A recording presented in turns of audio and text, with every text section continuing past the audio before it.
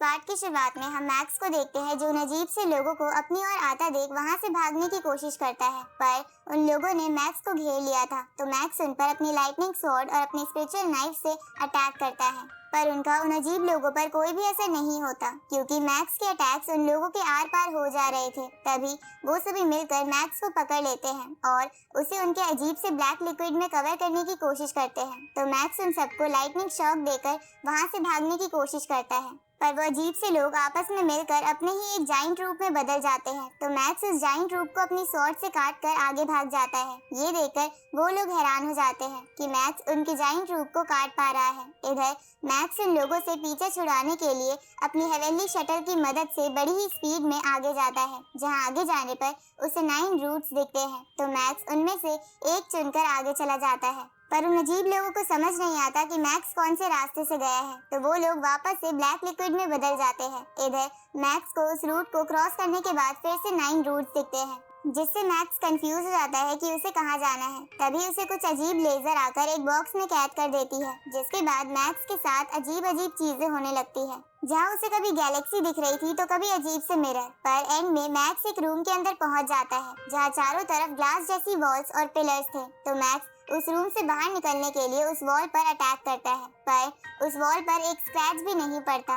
तभी उसे एक वॉइस सुनाई देती है जो मैक्स को सबसे पहले एक टेक्निक्स की पिक्चर दिखाती है, जिस टेक्निक से कोई भी स्पिरिचुअल मास्टर अपनी स्पिरिचुअल पावर बढ़ाकर ज्यादा से ज्यादा नाइफ्स या स्वॉर्ड को कंट्रोल कर सकता था। इसके बाद वो वॉइस मैक्स से कहती है कि ये टेक्निक्स हमारे मास्टर एनग्रेव ने लिखी है, जिसे आपको 3 साल के अंदर अंदर सीखना होगा, और अगर आप 3 साल के अंदर ये नहीं सीख पाए तो आपको खाना पीना देना बंद कर दिया जाएगा और आप यहीं मारे जाएंगे, क्योंकि ये आपके लिए एक डेथ मिशन है। ये सुनकर मैक्स चौंक जाता है और सोचने लगता है कि ये एंशिएंट सिविलाइजेशन का टेस्ट तो बस 3 महीने का था, इसलिए अगर मैं यहाँ 3 साल तक रुका तो बाहर सबको लगेगा कि मैं मर चुका हूँ। इसलिए मैक्स डिसाइड करता है कि उसे कैसे भी करके इस टेक्निक को 3 महीने के अंदर ही सीखना होगा, नहीं तो उसकी लाइफ पूरी तरीके से चेंज हो जाएगी। इसके बाद मैक्स उस टेक्निक को सीखने में लग जाता है, जहाँ धीरे धीरे 3 महीने पूरे हो जाते हैं, पर मैक्स वो टेक्निक सीख नहीं पाया था। दूसरी तरफ एक एक कर कुछ वॉरियर अपना अपना टेस्ट देकर एंशिएंट सिविलाइजेशन से बाहर आ गए थे और कुछ वॉरियर्स टेस्ट के दौरान मारे गए थे, पर मैक्स के स्टेटस के बारे में किसी को भी समझ नहीं आ रहा था। इसलिए एल्डर याओ राओ मास्टर होंग से बोलती है कि 3 महीने बीत चुके हैं और मैक्स अभी तक टेस्ट देकर वापस नहीं आया है, इसलिए हमें लग रहा है कि वो मारा गया। ये सुनकर मास्टर होंग थोड़ा निराश हो जाते हैं, पर उन्हें लग रहा था कि मैक्स जरूर वापस आएगा। इसलिए वो एल्डर याओ राओ से बोलते हैं कि मैक्स की फैमिली को अभी बस ये बोलो कि मैक्स टेस्ट में कहीं पर फंस गया है और हमें उसके स्टेटस के बारे में पता नहीं चल रहा है। इसलिए जैसे ही हमें मैक्स का कोई भी स्टेटस पता चलता है तो हम आपको बता देंगे। ये सुनकर एल्डर याओ राओ वहाँ से चली जाती है। इधर हम मैक्स को देखते हैं जिसकी 3 महीने तक वहाँ रहने की वजह से बियर्ड बढ़ गई थी। तो मैक्स अपने स्पिरिचुअल नाइफ का इस्तेमाल करके उसे कट कर देता है। इसके बाद मैक्स अभी तक सीख चुकी टेक्निक की पावर से 10 स्पिरिचुअल नाइफ्स को कंट्रोल करके उस रूम की वॉल पर अटैक करता है, लेकिन उस वॉल को कुछ भी नहीं होता। ये देखकर मैक्स उस वॉल को तोड़ने में अपनी पूरी ताकत लगा देता है, जहाँ उसकी आईज से ब्लड भी निकल रहा था, पर तब भी उस वॉल को कुछ नहीं होता। इधर हम मैक्स के पेरेंट्स को देखते हैं जिनके घर पर जिज्ञान हॉल के प्रेसिडेंट और डायरेक्टर आते हैं और मैक्स के पेरेंट्स को सारी बात बता के उनसे कहते हैं कि मैक्स को वहाँ गए हुए 3 महीने हो गए हैं, जबकि ये टेस्ट 3 महीनों में खत्म हो जाता है, इसलिए पॉसिबिलिटी है कि वो वहाँ मर गया हो, पर फिर भी हम उसका स्टेटस चेक कर रहे हैं क्योंकि हम अभी कंफर्म नहीं है। ये सुनकर मैक्स की मॉम रोने लगती है और अपने बेटे को वापस लाने की रिक्वेस्ट करने लगती है। तो मैक्स के फादर उन्हें समझाते हैं कि अभी हमें होप नहीं खोनी चाहिए क्योंकि अभी मैक्स का स्टेटस कंफर्म नहीं है। तभी वहाँ मैक्स का भाई भी आ जाता है, तो डायरेक्टर और प्रेसिडेंट उसे भी सब कुछ बता देते हैं। दूसरी तरफ ईवा को भी ये न्यूज मिल जाती है, जिसे सुनकर ईवा को बहुत बड़ा शॉक लगता है, जिसके बाद ईवा मैक्स के घर चली जाती है और मैक्स की मॉम के सामने रोने लगती है। तो मैक्स की मॉम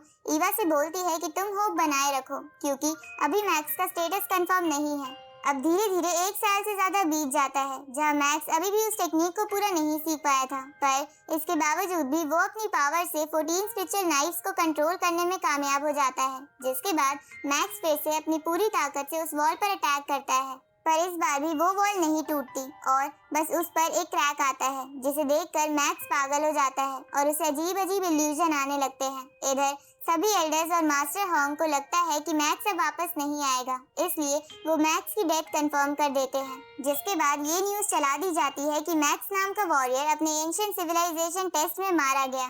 ये जान के फायर हैमर टीम और मैक्स के एलाइट कैंप के दोस्त बहुत ज्यादा दुखी हो जाते हैं, पर केन को विश्वास नहीं हो रहा था कि मैक्स मारा गया। दूसरी तरफ ये न्यूज़ सुनने के बाद ईवा अपने आप को सबसे अलग कर लेती है और मैक्स की मॉम तो अंदर से बिल्कुल टूट जाती है। इधर जब ये न्यूज़ वेलिना और लियाओ को मिलती है तो वो बहुत ज्यादा खुश हो जाते हैं, जिसके बाद लियाओ डिसाइड करता है कि वो अब मैक्स की फैमिली को भी मरवा देगा, क्योंकि अब मैक्स की फैमिली को इतनी प्रोटेक्शन नहीं मिलेगी। इधर मैक्स अपने आप पर काबू करके इल्यूजन से बाहर आ जाता है और फिर से उस टेक्निक को सीखने में लग जाता है। आगे हम मैक्स के भाई को देखते हैं, जिसे खबर मिलती है कि उसकी मॉम पर किसी ने अटैक किया है। तो ये सुनकर मैक्स का भाई समझ जाता है कि वो जरूर लियाओ होगा, क्योंकि उसके अलावा उनकी किसी से दुश्मनी नहीं थी और वही था जो मैक्स की फैमिली की सिक्योरिटी हट जाने के बाद उन पर अटैक करवा सकता था। तो अब ये सब जानकर मैक्स का भाई मैक्स का एक रेयर ट्रेजर प्लांट बेच देता है, जिसकी कीमत बहुत ज्यादा थी, और उसको बेचकर मैक्स का भाई बैंक वन नाम की कंपनी के 8% शेयर खरीद लेता है, जिससे उसकी फैमिली को फिर से हैवी प्रोटेक्शन मिल जाती है, क्योंकि बैंक वन कंपनी बहुत ही बड़ी कंपनी थी।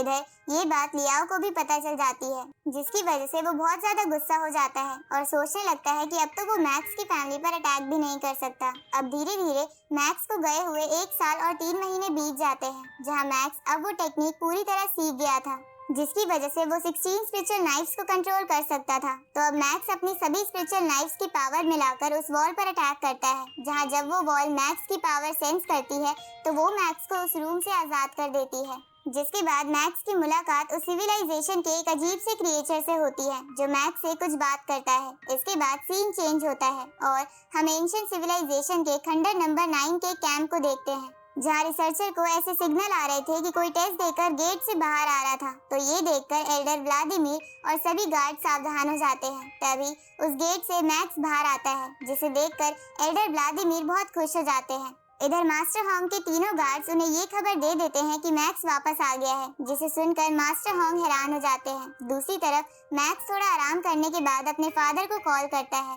जहां मैक्स के फादर अपने बेटे की आवाज सुनकर विश्वास नहीं कर पा रहे थे। तो मैक्स उन्हें बताता है कि मैं मरा नहीं था, बल्कि टेस्ट के दौरान फंस गया था और मैं थोड़े टाइम बाद आपके पास आ जाऊंगा। ये सुनकर मैक्स के फादर बहुत ज्यादा खुश हो जाते हैं, पर हम देखते हैं कि मैक्स के फादर बहुत ज्यादा बीमार है और हॉस्पिटल बेड पर हैं। तभी उनके पास उनका दूसरा बेटा आता है, तो वो फादर ये खबर उसे भी बता देते हैं, जिसे सुनकर वो भी चौंक जाता है। इधर हम ईवा को देखते हैं, जो अभी भी मैक्स के गम से बाहर नहीं आ पाई थी। तभी उसे मैक्स का कॉल आता है, जिसे देखकर वो बहुत इमोशनल हो जाती है।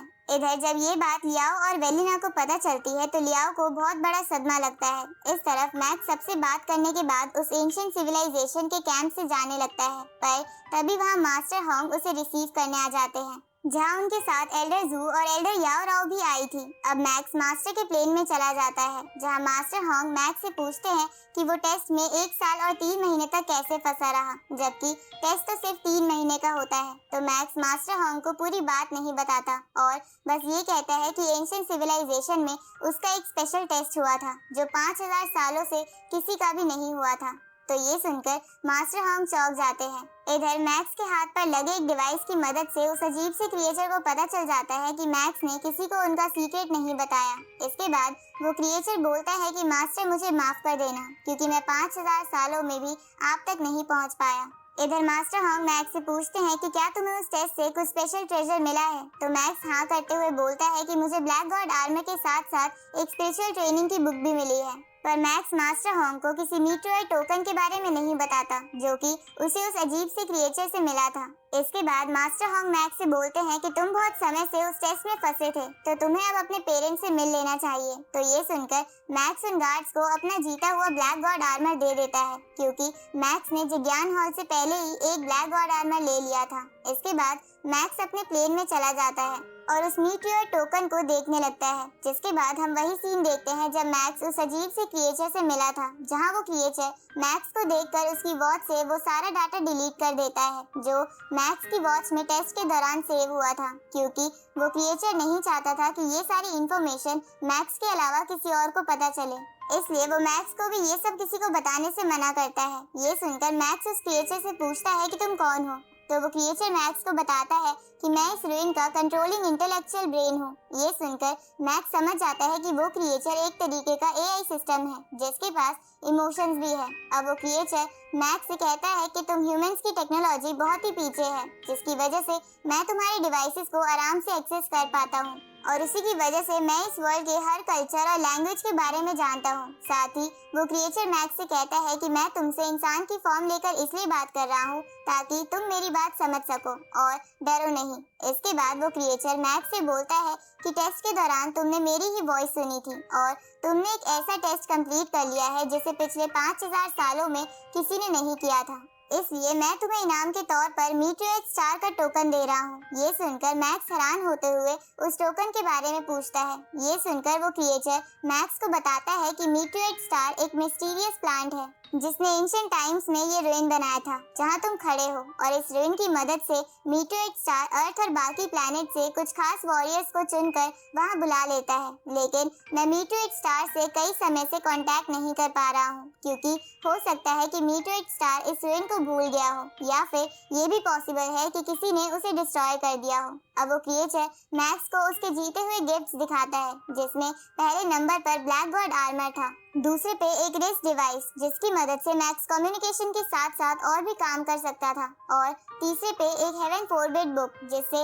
मैक्स एक कंट्रोल टाइप स्पिरिचुअल मास्टर भी बन सकता था जो दूसरों के माइंड्स को कंट्रोल करके सामने वाले को मारते हैं। साथ ही ये हेवन फोरबिड बुक मैक्स को डिफेंस करना भी सिखाएगी। ये सुनकर मैक्स चौंक जाता है, तो वो क्रिएचर मैक्स को उसकी हेवनली फोरबिडन शटल की और खासियत दिखाता है कि उसकी हेवनली फोरबिडन शटल किसी भी वेपन में बदल सकती है, और यही खासियतें मैक्स को वो हेवन फोरबिड बुक बताएगी। ये सुन के मैक्स सोचता है कि शायद मास्टर होंग को भी हेवनली शटल के बारे में इतना नहीं पता होगा। इसके बाद वो क्रिएचर मैक्स को मीटियोर स्टार पर जाने का टोकन दे देता है और उसे कहता है कि तुम्हें मीटियोर स्टार पर जाने के लिए सबसे पहले अर्थ के सभी लोगों से ताकतवर बनना होगा, और उसी के बाद तुम मीटियोर स्टार पर जाकर वहाँ के बाकी वॉरियर्स से कम्पीट कर पाओगे।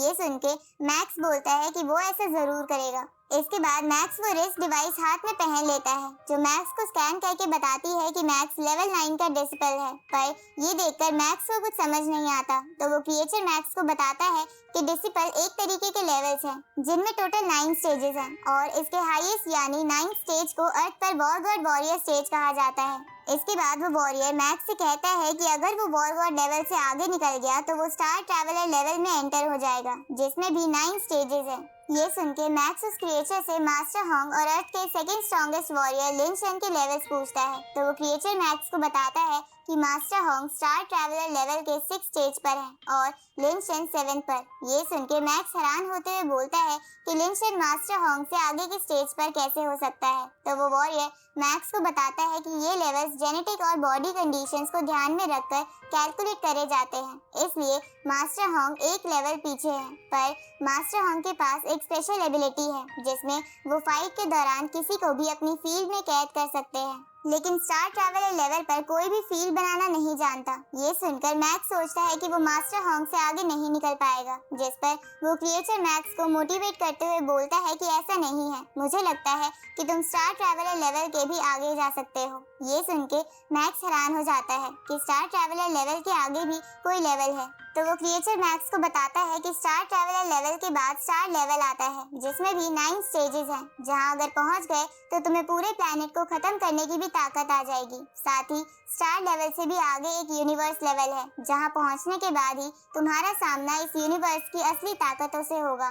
ये सुनकर मैक्स निराश हो जाता है कि वो यूनिवर्स लेवल तक कैसे पहुंचेगा, जिस पर वो क्रिएचर मैक्स को बताता है कि तुम होप मत छोड़ो, अगर तुम मेहनत करोगे तो यूनिवर्स लेवल पर भी पहुंच जाओगे। जिसके बाद अगर किसी पावरफुल एंटिटी ने अर्थ पर अटैक किया तो तुम उनसे अर्थ को बचा पाओगे। इसके बाद वो क्रिएचर वहाँ से गायब हो जाता है, जिसके बाद हम फिर से मैक्स के प्लेन का सीन देखते हैं जहाँ मैक्स घर जा रहा था, और इसी के साथ ये पार्ट यहीं खत्म होता है।